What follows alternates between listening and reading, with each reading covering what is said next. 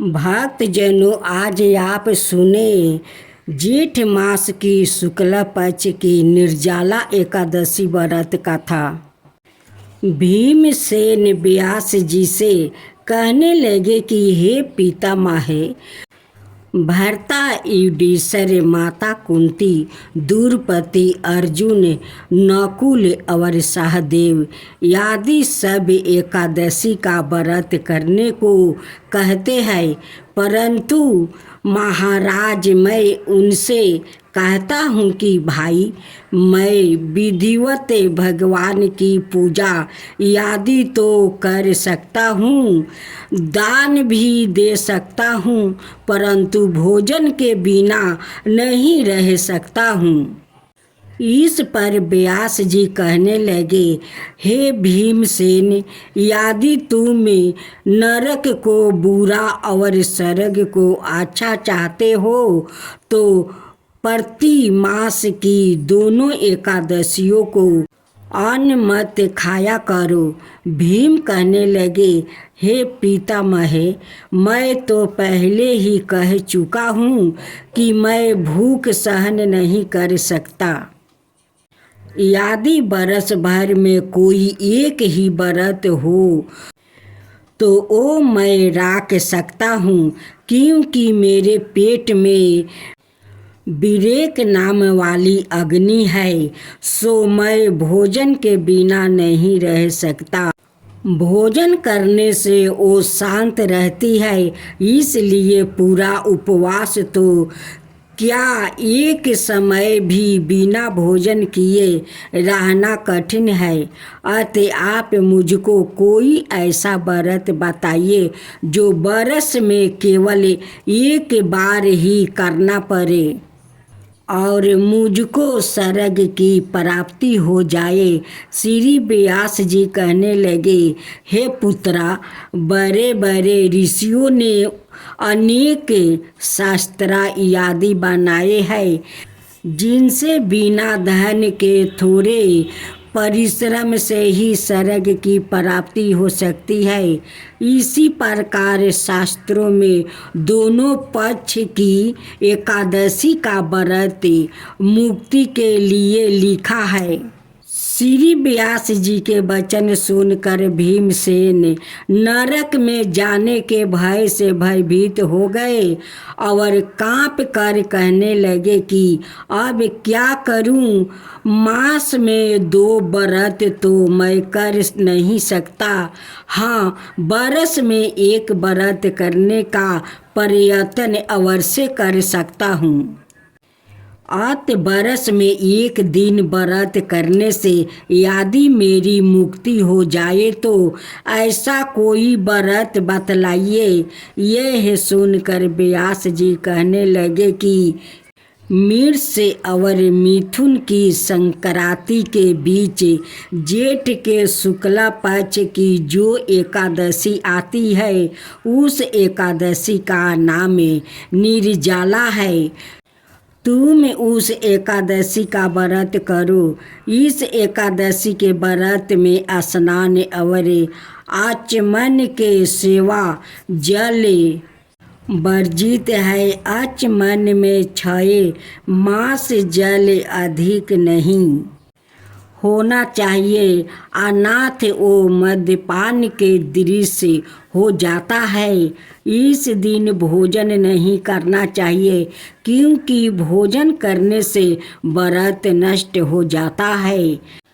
यदि एकादशी को सूर्योदय से लेकर द्वादशी को सूर्योदय तक जल ग्रहण ना करे तो उसे सारी एकादशी के व्रत का फल प्राप्ति होता है।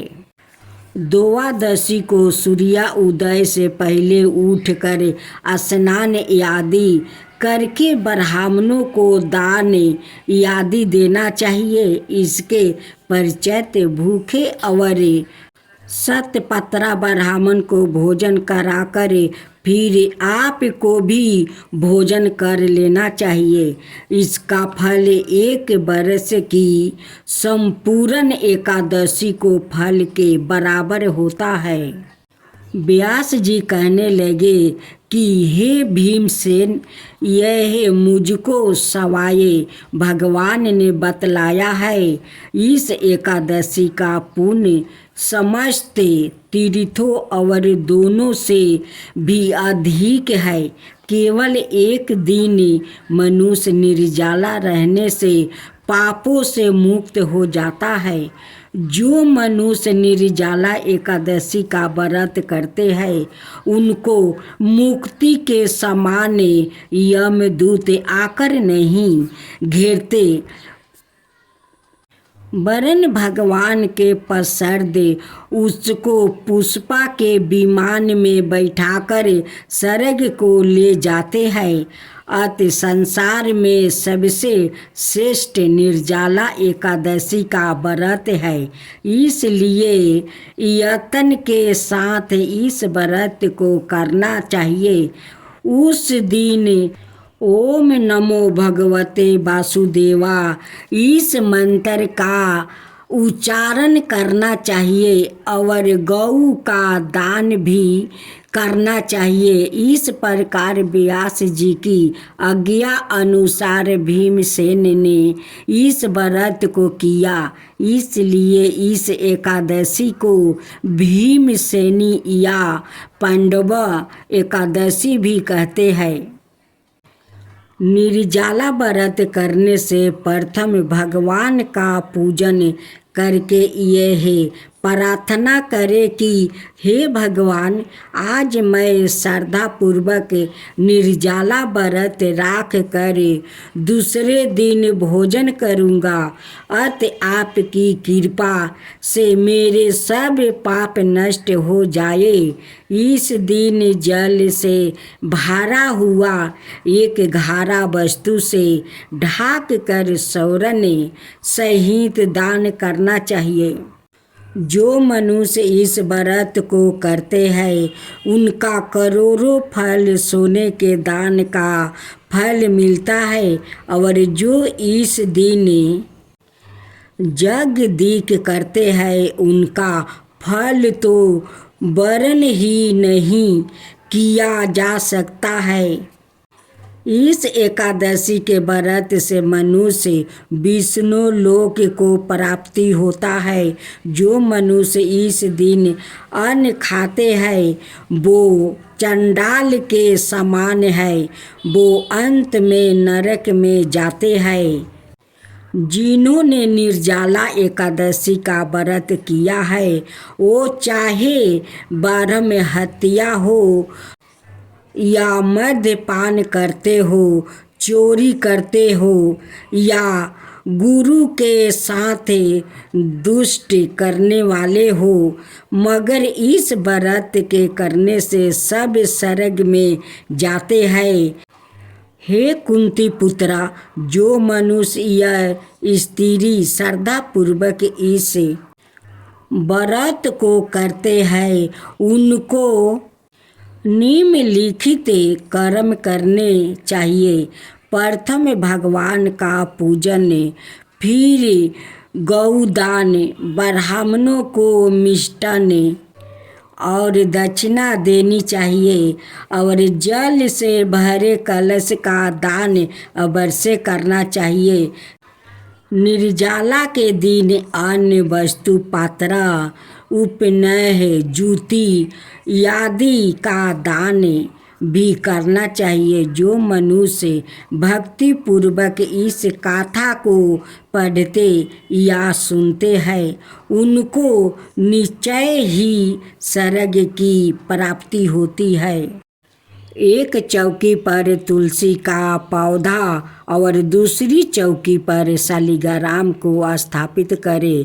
इसके बाद बगल में एक जल भरा कलश रखें और उसके ऊपर आम के 5 पत्ते रखें। तुलसी के गमले में गेरू लगाए और घी का दीप जलाए। फिर तुलसी और शालिग्राम पर गंगा जल का छिड़काव करे और रोली चंदन का टीका लगाए। भक्तजनों, आज आप सुने तुलसी और जलंधर की व्रत कथा। दैत्यराज कलनेमी की कन्या बिंदा का विवाह जलंधर से हुआ। जलंधर महाराक्षस था। अपनी साता के मध्य में चूरी उसने माता लक्ष्मी को पाने की कामना से युद्ध किया, परंतु समुद्र से ही उत्पन्न होने के कारण माता लक्ष्मी ने उसे अपना भाई के रूप में स्वीकार किया। वहाँ से पराजित होकर वो देवी पार्वती को पाने की लालसा से कैलाश पर्वत पर गया।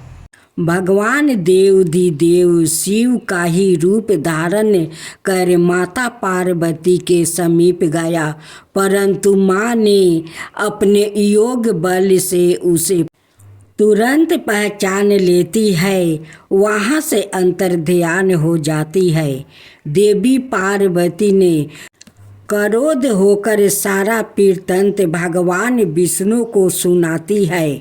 जलंधर की पत्नी बिंदा अत्यंत पतिव्रता स्त्री थी। उसकी पतिव्रता धर्म की शक्ति से जलंधर ने तो ना मारा जाता है और ना ही पराजित होता है।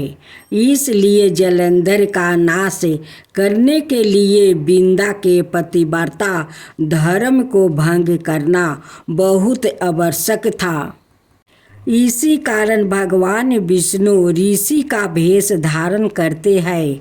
वन में जा पहुँचे जहाँ बिंदा अकेली भ्रमण कर रही है। भगवान के साथ 2 मायावीर राक्षस भी थे, जिन्हें देखकर बिंदा भयभीत हो गई। ऋषि ने बिंदा के सामने पल में दोनों को भस्म कर दिया। उनकी शक्ति देखकर बिंदा ने कैलाश पर्वत पर महादेव के साथ युद्ध कर रहे अपने पति जलंधर के बारे में पूछा। ऋषि ने अपना माया जाल से 2 बांदर प्रकट किया। एक बांदर के हाथ में जलंधर का सिर था और दूसरे के हाथ में धैर्य था। अपने पति की यह दशा देखकर बिंदा मूर्छित होकर गिर पड़ी। होश में आने पर उन्होंने ऋषि रूपी भगवान से विनती की कि वो उसके पति को जीवित करे। भगवान ने अपनी माया से पुण्य जलंधर का सिर धड़ से जोड़ दिया और सवाए भी वो उसी शरीर में प्रवेश कर गया। बिंदा को इस छल का तनिक भी आभास ना हुआ। जलंधर ने बने भगवान के साथ बिंदा पतिव्रता का व्यवहार करने लगी, जिससे उसका पतिव्रता भंग हो गया। ऐसे होते ही बिंदा का पति जलंधर युद्ध में हार गया। इस सारी लीला का जब बिंदा को पता चला तो उसने क्रोध होकर भगवान विष्णु को हृदयहीन शील होने का श्राप दे दिया। अपने भक्त के श्राप को भगवान विष्णु ने स्वीकार किया और शालिग्राम में पत्थर बन गया। दृष्टि के पालनकर्ता के पत्थर बन जाने से ब्रह्मांड में अंशतुलन की स्थिति हो गई। यह देखकर सभी देवी देवताओं ने बिंदा से प्रार्थना की, ओ भगवान विष्णु को श्राप से मुक्त कर दे। बिंदा ने भगवान विष्णु को श्राप तो दे दिया, सवाए आत्मदाह भी कर लिया। जहाँ बिंदा भस्म हुई वहाँ तुलसी का पौधा उग गया। भगवान विष्णु ने बिंदा से कहा, हे बिंदा, तुम अपने सतीव्रता के कारण मुझे लक्ष्मी से भी अधिक प्रिय हो गई हो। अब तुम तुलसी के रूप में सदा मेरे साथ रहोगी।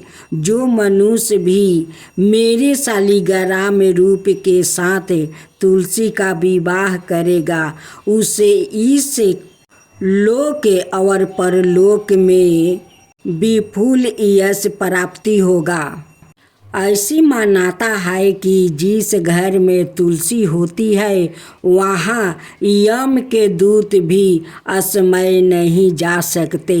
मृत्यु के समय जिसके प्राण मंजीरी रहती है, तुलसी और गंगा जल मुख में राख कर निगल जाते हैं, वो पापों से मुक्ति होकर वैकुंठ धाम को प्राप्ति होता है। जो मनुष्य तुलसी औलों की छाया में अपनी पितरों का श्राद्ध करता है, उसके पितरों मोक्ष को प्राप्ति हो जाते हैं। एकादशी देवी की कथा। एकादशी माता की जय हो, एकादशी माता की जय हो। मूर नाम का एक दैत्य था, रावण और कंस की तरह वो भी 12 आतंक मचाता था। स्वर्ग में देवों सहित सभी को पीड़ा देता था। सभी लोग उसे रक्षा मांगकर श्रीमन नारायण के शरण में गए। भगवान ने कहा, मैं उसे संभालता हूँ, चिंता मत करो। भगवान मूर के साथ युद्ध करने लगे, लेकिन अपनी सारी शारीरिक शक्ति लगाकर भी भगवान कुछ नहीं कर सके। भगवान को युद्ध के मैदान से पलायन करना पड़ा। वो हिमालय की एक गुफा में छिप गया। मूर भी उनका पीछा करते हुए वहाँ पहुँच गया। भगवान ने ध्यान करना शुरू किया और उनके मन से एक शक्ति उत्पन्न की। उनकी मानसिक शक्ति, इस शक्ति ने बाहर आकर मूर को अपनी तलवार से मार डाला। हम जानते थे कि शरीर में 10 इंद्रियां है, 5 ज्ञानेंद्रियां और 5 कर्मेंद्रियां, 11वीं इंद्रिया है। मन संस्कृत में एकादशी का अर्थ है 11। चौकी यह देवी, उनके मन भगवान की 11वीं इंद्रिया से निकली थी, इसलिए भगवान ने उन्हें एकादशी के नाम से पुकारा। एकादशी माता की उत्पत्ति का दिन उनके नाम से ही जाने लगा। माता एकादशी के अंतिम चरण के दौरान उत्पन्न हुई थी, इसे जयंती कहते हैं।